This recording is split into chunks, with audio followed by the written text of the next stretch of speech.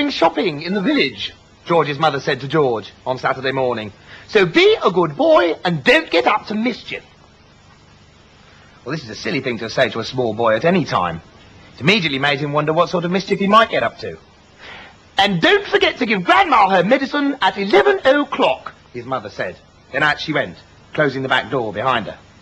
Grandma, who was dozing in her chair by the window, opened one wicked little eye and said, "Now you heard your mother, George. Don't forget my medicine." "No, Grandma," said George. "And just try and behave yourself for once while she's away."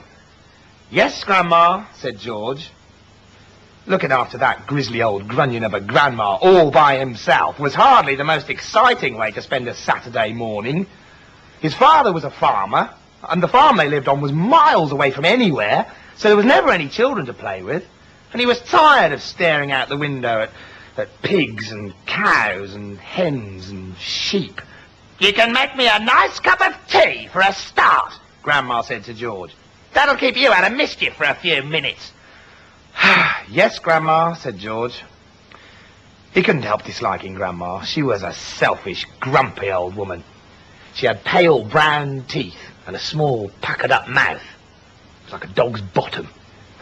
"How much sugar in your tea today, Grandma?" George asked her.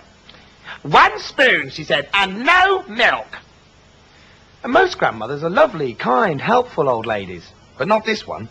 She spent all day and every day sitting in her chair by the window, and she was always complaining and grousing, grouching, grumbling, griping about something or other. Never once, even on her best days, had she smiled at George and said, "Well, how are you this morning, George?" Or, "Hey, why don't you and me have a game of snakes and ladders?" Or, "How was school today, George?" She didn't seem to care about other people. She was a miserable old grouch. George went into the kitchen and made Grandma a cup of tea with a tea bag. He put 1 spoon of sugar in it and no milk. He stirred the sugar well and carried the cup into the living room. Grandma sipped the tea. "It's not sweet enough," she said. "Put more sugar in." So George took the cup back to the kitchen and added another spoonful of sugar. He stirred it again and carried it carefully into Grandma.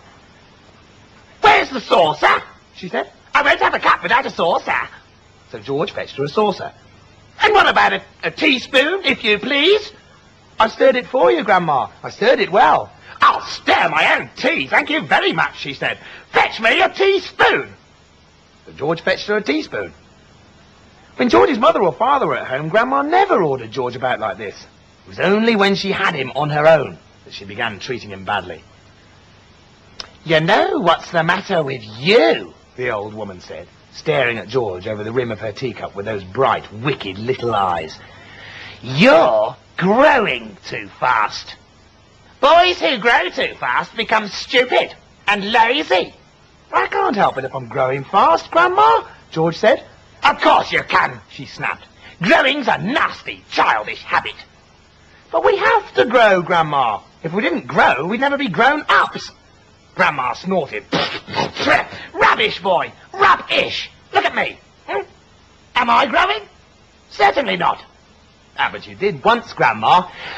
"Only very little," the old woman answered. "I gave up growing when I was extremely small, along with all the other nasty, childish habits, like laziness and disobedience and greed and sloppiness and untidiness and stupidity.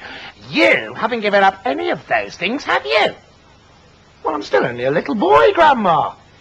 "You're 8 years old," she snorted. "That's old enough to know better. If you don't stop growing soon, it'll be too late." "Too late for what, Grandma?" "Well, shut up, George. It's ridiculous. You're nearly as tall as me already." George took a good look at Grandma. She certainly was a very tiny person. Her legs were so short, she had to have a footstool to put her feet on. And her head only came halfway up the back of the armchair. "Daddy says it's fine for a man to be tall," George said. "Don't listen to your daddy," said Grandma. "You listen to me." "But how do I stop myself growing?" George asked her. "You eat less chocolate," Grandma said. "What, does chocolate make you grow?" "It makes you grow the wrong way," she snapped. "Up instead of down. Grandma sipped some tea. Yeah. But she never took her eyes from the little boy who stood before her. Never grow up, she said. Always grow down. And stop eating chocolate. Eat cabbage instead. Oh, cabbage? Oh, no. I don't like cabbage, said George. It's not what you like or what you don't like, Grandma snapped. It's what's good for you that counts.